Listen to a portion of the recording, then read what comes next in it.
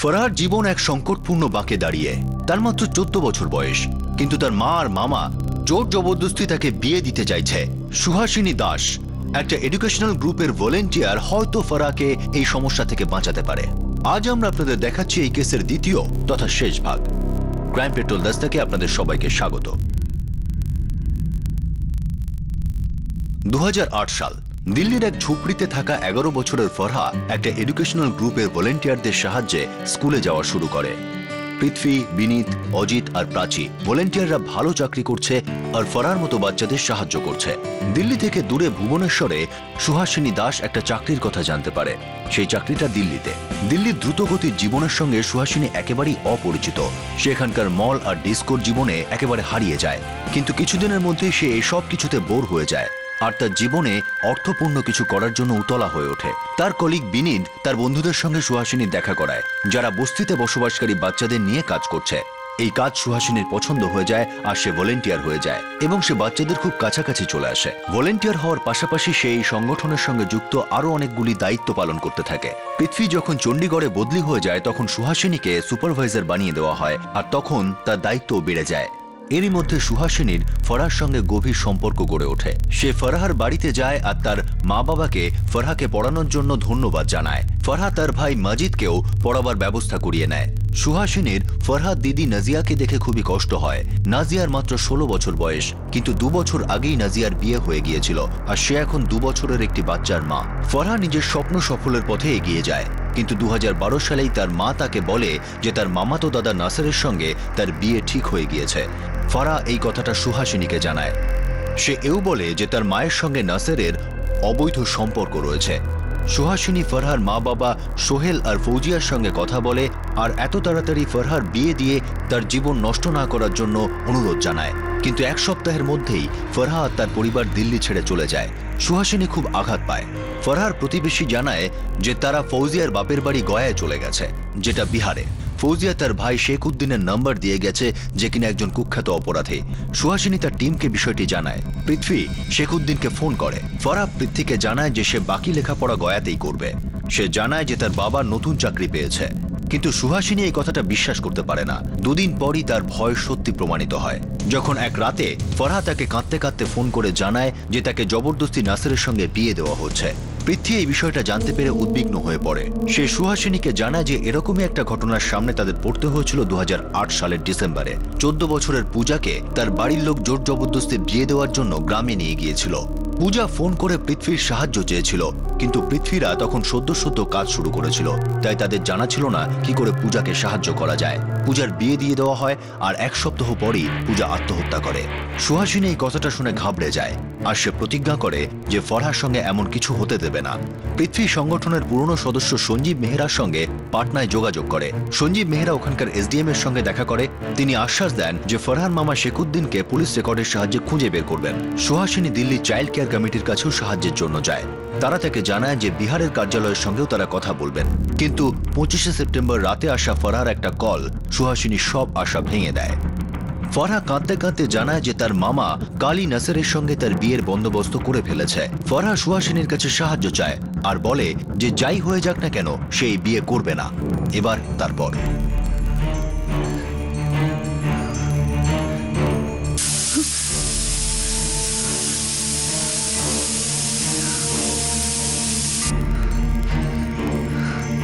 আমি নাসিরের সাথে বিয়ে করতে চাই না। আমি দিল্লিতে ফিরে যেতে চাই, আমার বন্ধুদের সাথে পড়তে চাই। আমাকে সবাই মিলে বিয়ের জন্য জোর করছে। যদি সবাই মিলে আমার সাথে জবরদস্তি করে তাহলে আমি আত্মহত্যা করব।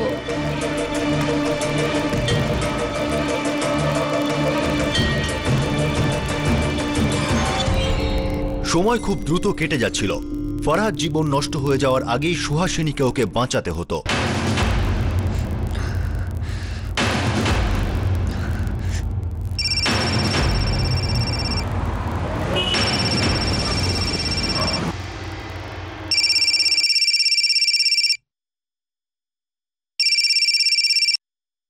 হ্যালো হ্যালো সঞ্জীব বাবু, আমি সুভাষিনী বলছিলাম দিল্লি থেকে। আমাকে পৃথ্বী আপনার নাম্বারটা দিয়েছে। হ্যাঁ বলো। ও তোমার কথা আমাকে বলেছিল। আমি এসডিএম এর সঙ্গে কথা বলেছি। দেখুন, আমাদের কাছে একদম সময় নেই। ফারহা এইমাত্র ফোন করেছিল আমাকে। ও বলল যে ওর বাড়ির লোকজন নাসিরের সঙ্গে কালকেই ওর বিয়ে দিয়ে দেবে। ও নো। দেখো, আমি এখানকার এসডিএম এর সঙ্গে কথা বলেছি, কালকের মধ্যে শেখউদ্দিনের ঠিকানা খুঁজে বের করবেন। কিন্তু ততক্ষণে তো অনেক লেট হয়ে যাবে। আপনি একটা কাজ করুন, আপনি আমাকে এসডিএম এর নাম্বারটা দিন, আমি নিজে ওনার সাথে কথা বলে নিচ্ছি। আমাদের ফারহাকে বাঁচাতেই হবে। হোল্ড অন, আমি এক্ষুনি দিচ্ছি।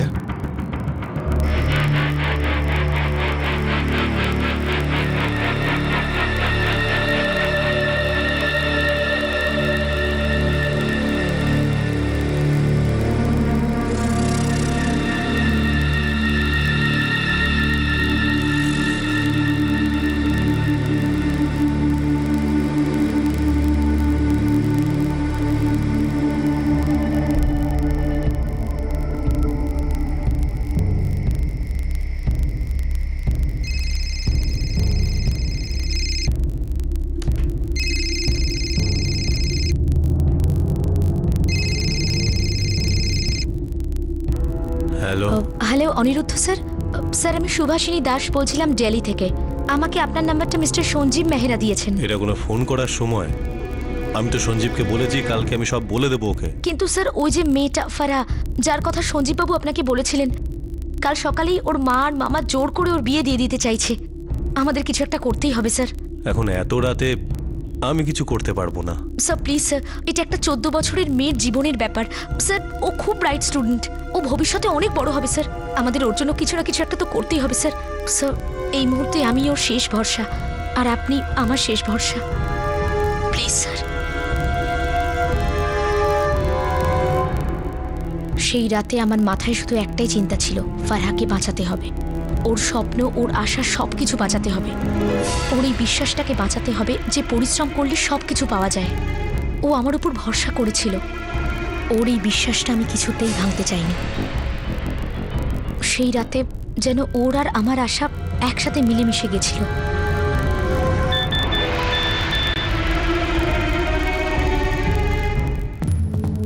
আমি গয়া পুলিশ স্টেশনের ইন্সপেক্টরের সাথে কথা বলেছি, ওনার সাথে কথা বলো, উনি তোমাদের সাহায্য করবেন। ওনার নাম কুলজিৎ সিং, ওনার নাম্বার হলো 44456786। শেখউদ্দিন কাদের? হ্যাঁ স্যার, শেখউদ্দিন কাদের, ওই ফারহার মামা। ঠিক আছে, আমি রেকর্ড চেক করছি। পুলিশ কি বলছে? ওনার কাছে শেখউদ্দিন কাদেরের রেকর্ড আছে, ওনারা ওকে খুঁজে পাবেন। ঠিক আছে, আমি পাটনা সিসিসি মেম্বারদের ইনফর্ম করে দিচ্ছি। প্লিজ মোনালি দেবী, একটু তাড়াতাড়ি করুন, আমাদের হাতে একদম সময় নেই। আমি বুঝতে পারছি পরিস্থিতিটা। Let me contact them. Sir, এই শেখউদ্দিন মেহবুবনগরে থাকে। তার মানে মেয়েটি আর বাড়ির লোকজন ওখানেই আছে। চলো। স্যার, চাইল্ড কেয়ার কমিটি থেকে একজন লেডিও ওখানে থাকবেন। Very good.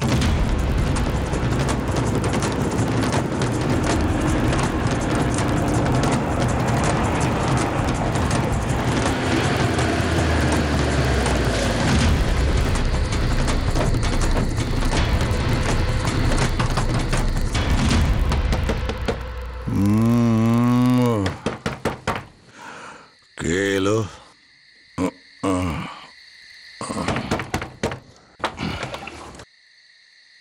কি হয়েছে সাহেব? ফারা আনোয়ার খান কোথায় আছে? কেন সাহেব? ভেতর থেকে সবাইকে নিয়ে এসো। কি হয়েছে সাহেব? কিছু কি বলবেন তো? আরে আরে সাহেব, আমাদের কথাটা তো শুনুন। আমার মনে হয় যে আপনাদের কেউ ভুল কথা বলছে। এই তোলো, সব কটাকে তোলো।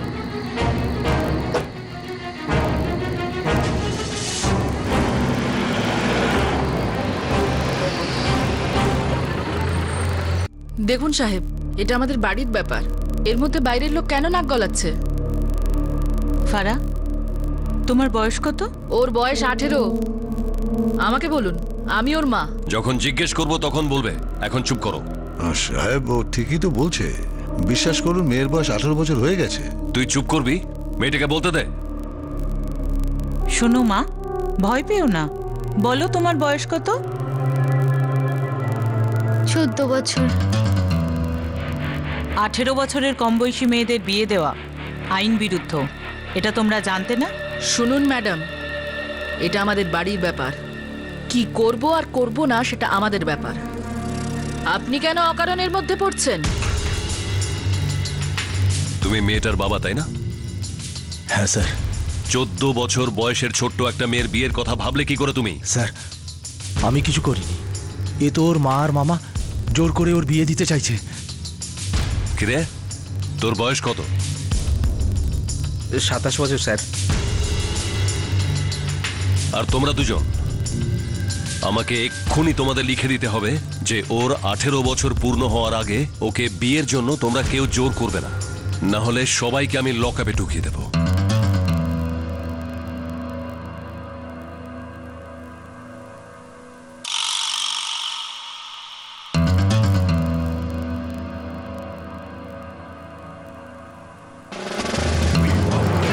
আর হ্যাঁ, ভুলেও কিন্তু এটা কখনো ভাববে না যে ওর মতের বিরুদ্ধে অন্য কোনো জায়গায় গিয়ে তোমরা ওর বিয়ে দিয়ে দেবে। যদি এরকম কিছু করেছো, খুব মুশকিলে পড়ে যাবে তোমরা। আর তুই, শাস্তির মেয়াদ শেষ হয়ে গেছে তাই না? রেকর্ড দেখেছি আমি। এবার কিছু করলে সোজা লকআপে ঢোকাবো।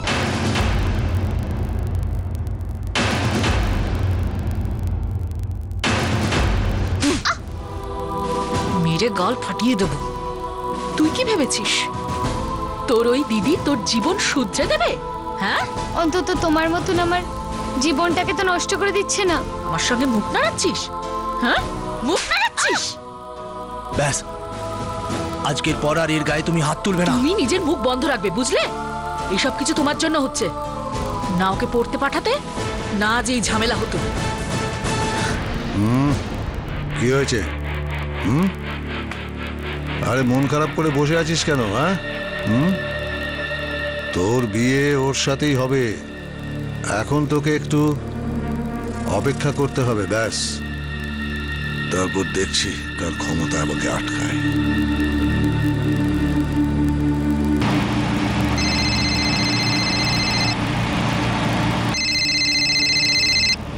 হ্যালো মোনালি দেবী, কিছু জানতে পারলেন আপনি? হ্যাঁ, জানা গেছে। পুলিশ কাল রাতেই সবাইকে ধরে নিয়েছে, আর পরিবারের সবার থেকে লিখিয়ে নিয়েছে যে ফারার 18 বছর না হওয়া অবধি ওর যেন বিয়ে না দেয়। That's great news Monali Devi, thank you so much. Not at all, keep up the good work. Okay, bye. এই মুহূর্তে সমস্যার সমাধান হয়েছিল। ফরহার উপরে আসা ঝড় থেমে গিয়েছিল, কিন্তু এখনো সুহাসিনীর ফরহার জীবন আর তার পড়াশোনা নিয়ে চিন্তা ছিল। সুহাসিনী দিল্লিতে ছিল আর ফরহা বিহারে। আপাতত সমস্যা মিটে গিয়েছিল, কিন্তু সব সমস্যা কি মিটেছিল? হ্যাঁ স্যার, আমি তাড়াতাড়ি এখানে একটা স্কুলে ভর্তি হব। এখন আর তোমার কোনো সমস্যা নেই তো? না স্যার, আব্বাও এখানে একটা চাকরি পেয়ে গেছে। এখন আমরা এখানেই থাকবো। ঠিক আছে, ফোন করো আমাদের, আর আমরাও তোমাকে ফোন করব। নিজের খেয়াল রেখো।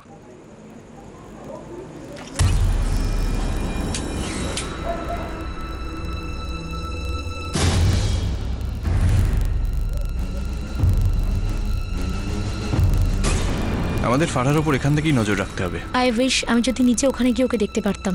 না না, তোমার এটা করা ঠিক হবে না। এমনিতেই যা কিছু হয়েছে তার জন্য ওরা নিশ্চয়ই রেগে আছে। ওরা তো সব থেকে বেশি তোমার উপরে রেগে আছে। You right. আমি এই ব্যাপারটাকে মেনে নিয়েছিলাম। হয়তো ভাগ্য এটাই চাইছিল, কিন্তু তা সত্ত্বেও আমার মনে একটা ভয় ছিল। কি জানি ফারাহ ওখানে আদৌ ঠিক আছে কিনা। আমি তো এটাও বুঝতে পারছিলাম না যে এর থেকে বেশি আমি আর কি করতে পারি। আমি আমার কাজ নিয়ে বিজি হয়ে পড়ি, কিন্তু তা সত্ত্বেও প্রতিদিনের জীবনে কোথাও না কোথাও ফারহার কথা আমার মনে পড়তো। আমি ওর জন্য চিন্তা করতাম। আমি চাইতাম যে ও নিজের জীবন নিয়ে যে যে স্বপ্ন দেখেছে সেগুলো সব সত্যি হোক। আর তারপর জীবনের এই ক্যালাইডোস্কোপ একদম অন্য একটা বাঁক নিল।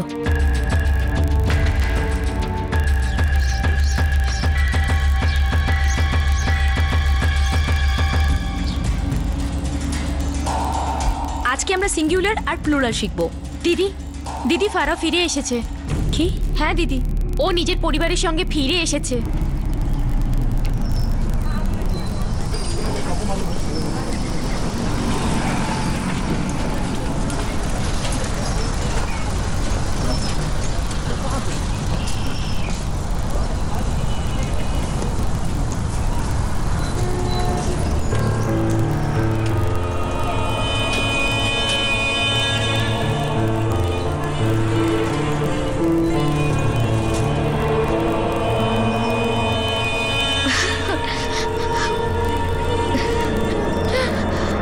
আছো তুমি ফারহা? আমি ঠিক আছি দিদি।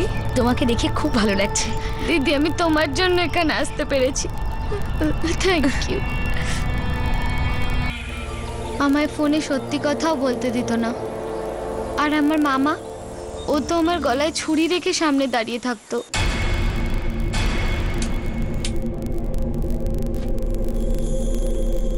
আমি তো আমাকে কোনো স্কুলে ভর্তি করার ইচ্ছাই ছিল না। শুধু পুলিশের ভয় আমার বিয়েটা দিতে পারলো না। আর তারপর একদিন আব্বু আর আমার মামার সাথে খুব ঝগড়া হলো। তারপর আব্বু আমাদের সবাইকে নিয়ে দিল্লি চলে এলো। আর নাসির, ও এখন কোথায় আছে? ও ফিরে আসেনি। চলো এবার আমরা ওইসব কথা ভুলে যাই। আমি খুব খুশি হয়েছি যে তুমি ফিরে এসেছো। এবার খুব তাড়াতাড়ি স্কুলে ফিরে এসো। আমিও তাই চাই দিদি।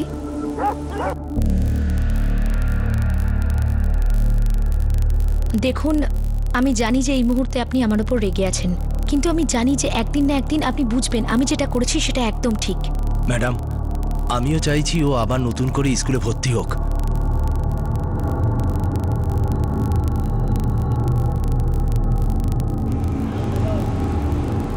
ও খুব ভালো স্টুডেন্ট, তাই জন্য আমি ওকে ভর্তি করে নিচ্ছি।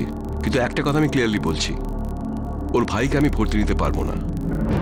কেন স্যার? ফারাহ, তুমি একজন ভালো স্টুডেন্ট, কিন্তু ওর জন্য আমি আমার সমস্ত রুলস ভেঙে ফেলতে পারবো না। এরকম করবেন না স্যার। যা হয়েছে তাতে মাজিদের কোনো দোষ ছিল না। আই এম সরি ফারাহ, কিন্তু এখনই অ্যাডমিশনের সুযোগটা একমাত্র তুমিই পাবে। না দিদি, যতক্ষণ আমার ভাইকে স্কুলে না নেবে ততক্ষণ আমিও স্কুলে আসবো না। ফারহা, আমরা কোনো না কোনো রাস্তা ঠিক বের করে নেব। তুমি স্কুলে যাওয়া শুরু তো করো। না, আমি ভাইয়ের সাথেই স্কুলে আসবো। ফারহা, তুমি এরকম জেদ করলে স্কুলের 1 বছর মিস করে যাবে। ভাইও তো 1 বছর পিছিয়ে যাবে না। আমি চাই যে ও পড়াশোনা করুক, না হলে ও বড় হয়ে মামা আর নাসিরের মতো খারাপ মানুষ হয়ে যাবে। তাই যতক্ষণ না ভাই স্কুলে যাবে আমিও স্কুল যাব না। সুভাষিনী, কাম অন, এই ধরনের ব্ল্যাকমেল করার চেষ্টা করো না। এটা একটা সাপোর্ট বেস স্কুল। আমরা এক্স সার্ভিসম্যানরা অনেক ডেডিকেশন আর পরিশ্রমের মাধ্যমে এটাকে দাঁড় করিয়েছি। আপনারা তো ভালো কাজ করছেন, তাই আমরা সবাই আপনাদের সাপোর্ট করছি। স্যার, আপনি খুব ভালো করে জানেন যে ফারহা খুব ব্রাইট স্টুডেন্ট। ও অনেক বড় হবে যদিও আরও একবার চান্স পায়। শুধুমাত্র ওর ব্রাইট হওয়ার খাতিরে আমি আমার স্কুলের রুল ভাঙতে পারি না। স্যার, আমি প্রমিস করছি এবার থেকে ফারহা আর মাজিদ স্কুলের কোনো নিয়ম ভাঙবে না। Please sir.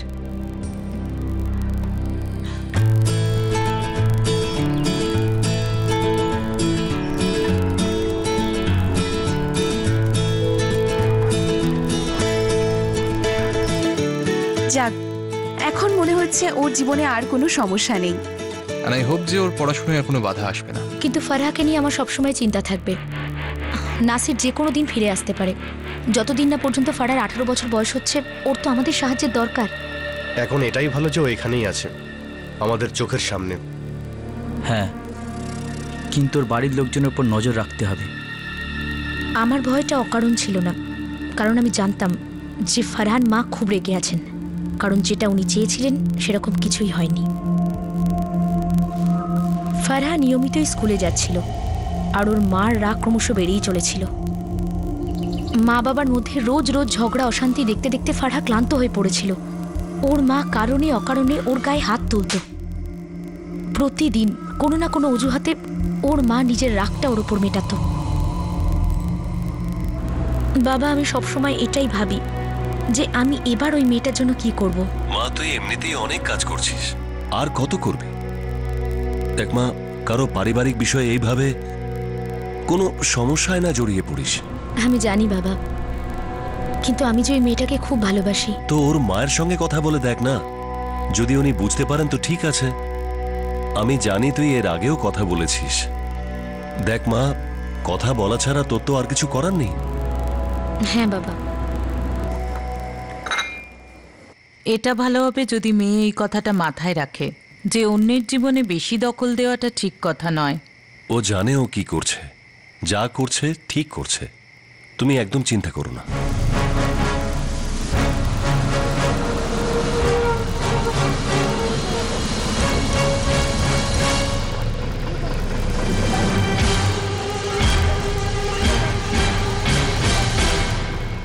ফরহার সমস্যা খানিকটা তো সমাধান হয়েছিল, কিন্তু তার মায়ের কারণে এখনো তার সামনে বেশ কিছু সমস্যা তৈরি হচ্ছিল। এরই মধ্যে নাসের ফিরে আসলো, আর ফরহার জীবনের সমস্যাগুলো আরো বেড়ে গেল।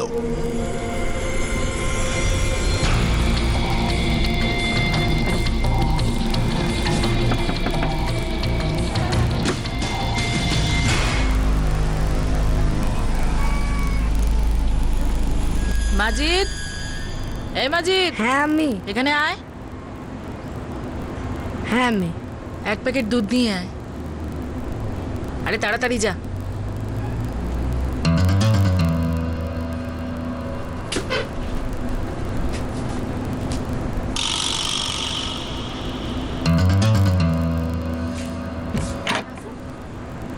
নাসির, তুই কি করতে এসেছিস এখানে?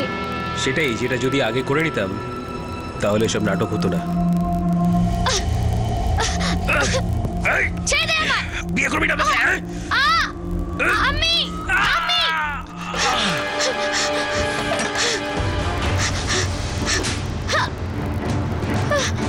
আমি আমি নাসির আমার সাথে জবরদস্তি করছিল। তো কদিন বাদে ওর সাথে তোর বিয়ে হবে? না, আমি ওর সাথে বিয়ে করব না। আচ্ছা শোন, ও আজ করুক কাল করুক তাতে কিচ্ছু আসে যায় না, বুঝেছিস?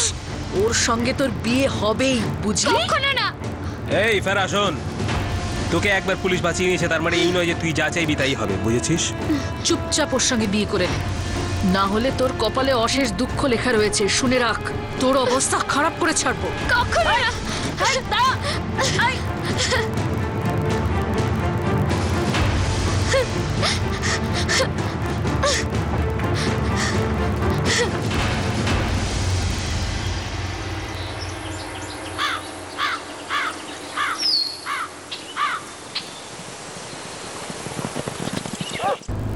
আপনার কি একটু লজ্জা হয় না?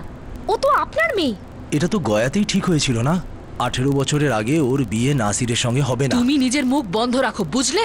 আম্মি, এটা আমার জীবন, তুমি কেন এটাকে নষ্ট করছো? আরে তুমি কথাটা বুঝতে পারছো না কেন? তুমি ওর জীবনটাকে নষ্ট করে দিচ্ছ। কি রকম মা তুমি?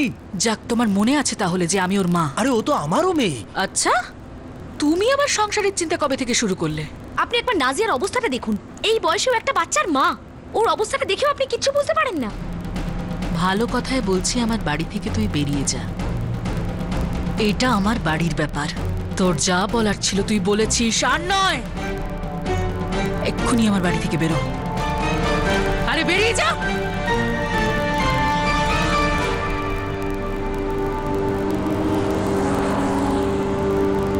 যদি আমি কোনোভাবে ফারহাকে ওখান থেকে বের করে আনতে পারতাম, এমন একটা মায়ের কাছ থেকে মুক্তি দিতে পারতাম যিনি কিনা নিজের মেয়ের ভালো হতে দিতে চান না। আমি সব জায়গা থেকে, সব মানুষের কাছ থেকে সাহায্য চাইছিলাম, কিন্তু একটা জায়গার পর থেকে কেউ আর কিচ্ছু করতে পারছিল না। শোনো, আমরা আবার গিয়ে ফারহার মার সাথে কথা বলবো। আমাদের যতটুকু সম্ভব আমরা চেষ্টা করব। আমরা যেটা করছি সেটা যথেষ্ট নয়। ফারহা অনেক বড় একটা বিপদের মধ্যে আছে। একে তোর মা খারাপ, তারপর নাসিরও খুব বাজে একটা মানুষ, আর ফারহার মামা শেখউদ্দিন ও একজন বড় ক্রিমিনাল। ঠিক আছে, আমি ওদের পরিবারের সাথে গিয়ে কথা বলছি। দেখুন, গয়াতে আপনাদের একবার পুলিশ স্টেশনে যেতে হয়েছিল, আর আপনারা জানেন যে আপনারা একবার লিখে দিয়েছেন যে আপনার মেয়ের 18 বছর বয়স হওয়া না অবধি আপনারা ওর বিয়ে দেবেন না। ম্যাডাম, আমিও এই কথাটা ওকে বোঝানোর অনেক চেষ্টা করেছি। দেখুন, আপনি যদি এইভাবে জেদ করতে থাকেন তাহলে আপনাকে অনেক সমস্যার মধ্যে পড়তে হবে। আপনার উপর ক্রিমিনাল কেস করা হবে। আমার বিশ্বাস হচ্ছে না যে আম্মি আমার সাথে এরকম করতে পারে। নাসির আমার সাথে জবরদস্তি করছিল, আর আম্মি ওরই সাথ দিচ্ছিল। প্রত্যেকবার কিছু না কিছু করে আমি নিজেকে বাঁচিয়ে নিই। আমি যদি পারতাম তো তোমাকে আমার সাথে আমার বাড়ি নিয়ে যেতাম, কিন্তু এরকমটা করলে তুমি আরো সমস্যায় পড়বে। তাহলে আমি কি করব দিদি? সুভাষিনী, আমি বুঝতে পারছি তুমি টেনশনে আছো, কিন্তু এখন আমিও তো বুঝতে পারছি না যে আমি ঠিক কি করব। পৃথ্বী, ফারার অবস্থা খুব খারাপ। ওই লোকটা যে কোনো সময় ওর উপর জোর করতে পারে, আর ওর মা, সে ওই নাসিরকেই সাপোর্ট করবে। ও ভয়ে ভয়ে বেঁচে আছে পৃথ্বী।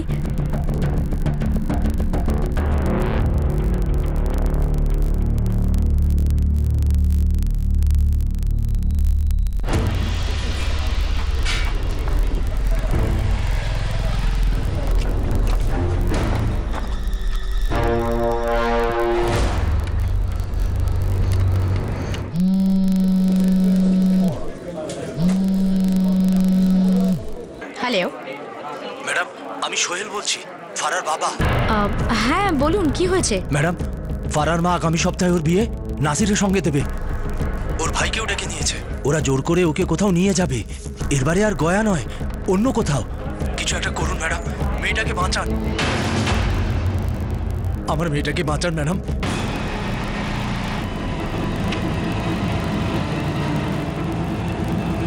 গত 6 মাস ধরে আমরা ওর বাবা মার সাথে কথা বলে যাচ্ছি। যখনই তুমি ইনফরমেশন দিয়েছো আমরা গিয়ে কথা বলে এসেছি। এখন আর কথা বলে কোনো লাভ হবে না মোনালি দেবী, ওর জীবনটা নষ্ট হয়ে যাবে। এটাই তো আমিও তোমাকে বলছি, জলটা অনেক দূর গড়িয়ে গেছে। তো আমি কি করব মোনালি দেবী? ফারাকে কি করে বাঁচাবো? She is just a child. যতক্ষণ ওরা পুলিশ কমপ্লেন করছে ততক্ষণ আমরা এইটা নিজেদের হাতে নিতে পারবো না আইনতভাবে। এফআইআর ছাড়া আমরা ওদের গিয়ে বোঝাতে পারি, সাবধান করতে পারি, এত বোঝানো সত্ত্বেও যেটা কাজ করছে না। আচ্ছা, ফারার বাবা তোমার কাছে সাহায্য চাইছিলেন না? ওনাকে গিয়ে বলো ফারাকে নিয়ে পুলিশ স্টেশনে যেন যায়, আর ফজিয়া নাসিরের বিরুদ্ধে পুলিশ কমপ্লেন করতে। তারপরেই আমরা কোনো অ্যাকশন নিতে পারবো।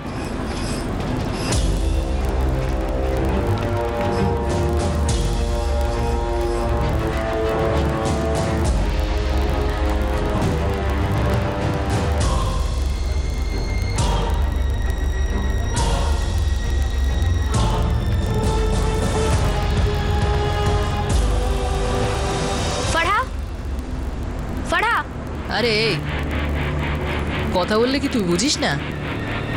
ফালতু ঝামেলায় নিজেকে জড়াস না। সুভাষিনী দিদি। ফারহা, তোমার বাবা কোথায়? ভেতরে আছে। যাও ওনাকে ডেকে আনো।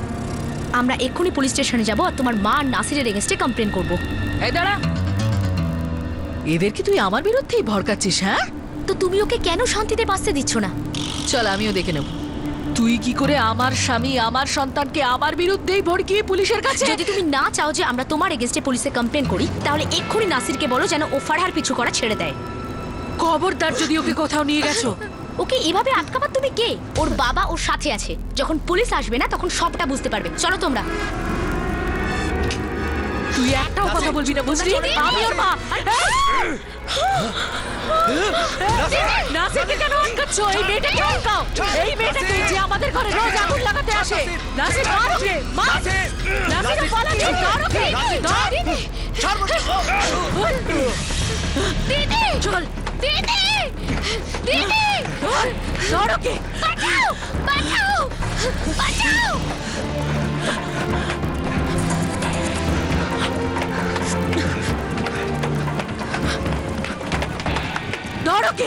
আমি ওখান থেকে প্রাণ বাঁচিয়ে বেরোবার চেষ্টা করছিলাম। আমি এই বস্তির অলি গলি চিনতাম। আমি শুধু ওখান থেকে বেরোতে চেষ্টা করছিলাম। অজিত স্যার, দিদির খুব চোট লেগেছে, তুমি তাড়াতাড়ি চলে এসো, না হলে ওরা দিদিকে মেরে ফেলবে। ওরা ছুরি নিয়ে পিছনে পড়েছে। দাঁড়া দাঁড়া।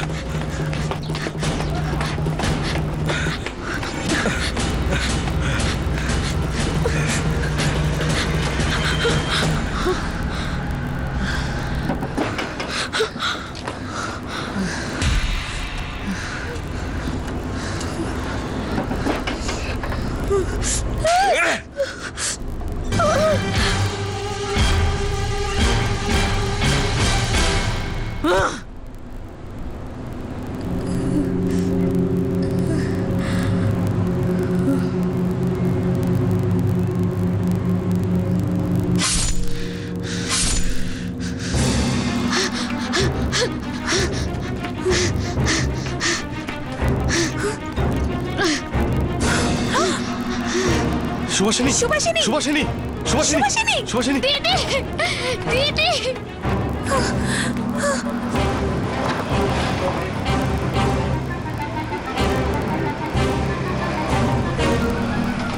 কি? আমি এক্ষুনি দিল্লি আসছি। কি হয়েছে বলবে তো? মেয়ের কিছু হয়েছে নাকি? মেয়ে গুরুতরভাবে আহত। ওর উপরে কেউ হামলা করেছে। দিল্লির একটা হসপিটালে ভর্তি আছে।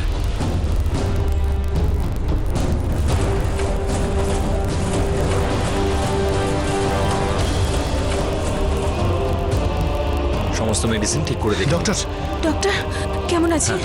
ওর মুখে 15টা স্টিচ হয়েছে আর হাতে 12টা। এখন ওর অবস্থা কিরকম আছে? কন্ডিশন খুব একটা ভালো নয়। হ্যাঁ, কিন্তু ও ঠিক হয়ে যাবে, একটু সময় লাগবে। কিন্তু ডক্টর, আমরা কি ওর সাথে দেখা করতে পারি? কাল সন্ধেবেলায় আমরা ওকে ওয়ার্ডে শিফট করব। ততক্ষণ আমরা ওকে স্পেশাল কেয়ারে রাখছি, তারপরে আপনারা দেখা করতে পারেন। ওকে। ও এখন হসপিটালে ভর্তি স্যার, অনেক জায়গায় স্টিচ করতে হয়েছে। স্যার, আমার বউ ওর পিছন পিছন গেছিল আর এখনো বাড়িতে ঢোকেনি। মেয়েটার কমপ্লেন লেখো, ততক্ষণে আমরা নাসির আর ফৌজির খোঁজ খবর নিচ্ছি। দেখুন, আপনি এবার এফআইআর দায়ের করে দিন। ওরা খুব বাড়াবাড়ি শুরু করেছে, খুন খারাপিতে নেমে এসেছে।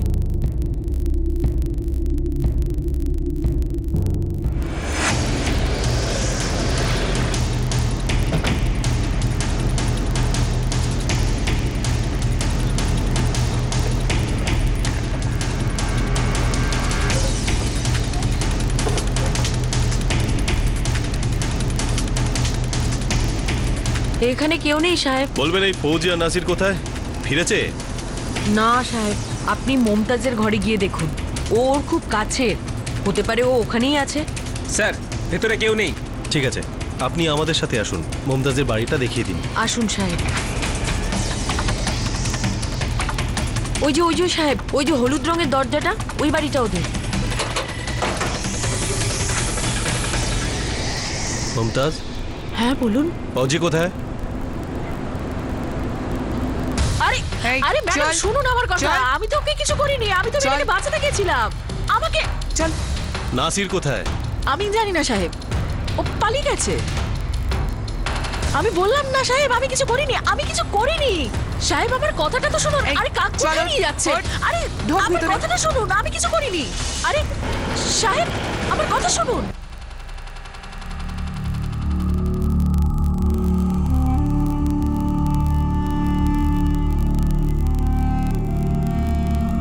পৃথ্বী, সুহাসিনী, এখন কেমন লাগছে তোমার? মাথাটা এখনো ভারী হয়ে আছে। সুভাষিনী, দুপুরের মধ্যে তোমার বাবা মাও এসে পড়বে। ফারাহ কেমন আছে? ও ঠিক আছে তো? হ্যাঁ, ফাইনালি চিলড্রেন্স কেয়ার কমিটি ওর কাস্টাডি নিয়েছে। আর ওর বাবা? উনিও ঠিক আছেন। ফারহার মা এখন পুলিশের হেফাজতে, তবে নাসির ফেরার, পুলিশ ওকে খুঁজছে। এই ঘটনাটা আমাকে পুরো ভেঙে দিয়েছিল, কিন্তু আমি ফারহার জন্য খুব খুশি ছিলাম। এবার একটু ভালোভাবে ও বাঁচতে পারবে। এবার থেকে কেউ ওকে কিছু করাবার জন্য কোনো জোর জবরদস্তি করবে না। এবার ও যেটা করতে চায় সেটাই করতে পারবে। যদি ওর মা ওকে জানার একটু চেষ্টা করতে পারত, জানার চেষ্টা করত যে ফারহা ওর জীবনে কতটা দূর এগোতে পারে।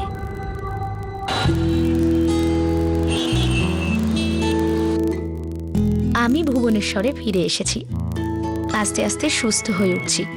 নিয়ম করে ফারহার খোঁজ খবর রাখি। বাড়ির লোকজন চান যাতে আমি আর দিল্লিতে না ফিরে যাই, আর এখানেই কোনো একটা জব খুঁজে নিই। কিন্তু আমি ওদের বোঝাতে পারি না যে আমার মন এখনো দিল্লিতেই রয়েছে। ফারহাকে অজিত, বিনীত, পৃথ্বী আর প্রাচী স্পেশাল ক্লাস দিচ্ছে। পরিস্থিতি সামনে যাওয়ার পর ও আবার ওর স্কুলে জয়েন করতে পারবে। আমি 4 বছর আগে যখন ভুবনেশ্বর ছেড়েছিলাম, আমি ভাবতেও পারিনি যে কারোর সঙ্গে আমার এতটা গভীর সম্পর্ক হয়ে যাবে। কেউ যে কিনা এত দূরে, যাকে আমি চিনতামও না।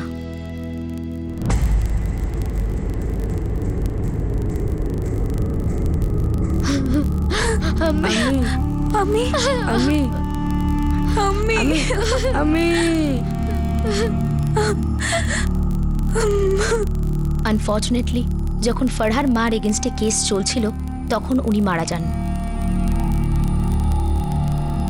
নাসিরের বোনের ওপর প্রেশার দেয়া হয় এবং নাসির শেষমেশ সারেন্ডার করেই দেয়। ওকে, থ্যাংক ইউ, ওয়েলকাম।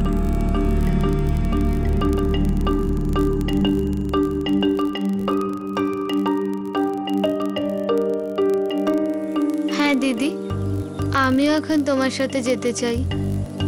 আমার মা বাবাও তোমার সঙ্গে দেখা করে খুব খুশি হবে। ভুবনেশ্বরে অনেক ভালো ভালো স্কুলও রয়েছে, তোমার ভালো লাগবে।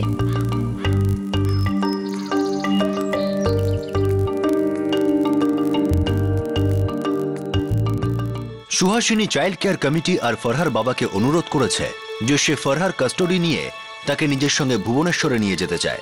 সবাই রাজি হয়ে গেছে। এখন শুধু কিছু আইনি ব্যবস্থা বাকি রয়েছে যার সাহায্যে ফরহার কাস্টডি সে পেয়ে যাবে। আর সম্পূর্ণভাবে সুস্থ হয়ে যাওয়ার পর সুহাসিনী ফরহাকে নিজের সঙ্গে নিয়ে যেতে পারবে। এটা বোঝা খুবই মুশকিল যে একজন মা কেন তার নাবালিকা মেয়েকে বিয়ে দেওয়ার জন্য এত ব্যস্ত হয়ে পড়েছিল। একটি এমন মেয়ে যে লেখাপড়ায় ভালো ছিল আর গরিব পরিবারের হওয়া সত্ত্বেও নিজে কিছু করে দেখানোর মনের জোর ছিল, আর তাকে সাহায্য করছিল কিছু ভলেন্টিয়ার্স, আপনার আর আমাদের মতো মানুষ, যাদের এই মেয়েটিকে সাহায্য করে আর তার পাশে দাঁড়িয়ে তাকে এক সুন্দর জীবন দেওয়া ছাড়া তাদের আর কিছু পাওয়ার নেই। বাল্য বিবাহ আজও আমাদের দেশে এক কলঙ্ক, যদিও একে বেআইনি ঘোষণা করা হয়েছে। এর মূল কারণ হলো যে আমাদের সমাজের একটা বড় অংশ শিক্ষা আর অর্থনৈতিকভাবে আজও পিছিয়ে। পৃথ্বী, সুহাসিনী আর তার বন্ধুদের দ্বারা পরিচালিত এই শিক্ষা অভিযান এই মুহূর্তে 70 জন বাচ্চাকে সংগঠিতভাবে শিক্ষার আলো দিচ্ছে, আরো 50 জন বাচ্চাকে শিক্ষায় সহায়তা করছে। আপনাদের সাথে আবার দেখা হবে ক্রাইম পেট্রোল 10 থেকে আরো একটা নতুন এপিসোড নিয়ে। ততক্ষণ নিজের খেয়াল রাখুন, সুরক্ষিত থাকুন আর চেষ্টা করুন যে যদি আমরা পিছিয়ে পড়া মানুষদের কোনোভাবে সাহায্য করতে পারি তাহলে যেন সাহায্যের হাত বাড়িয়ে দিই। জয় হিন্দ।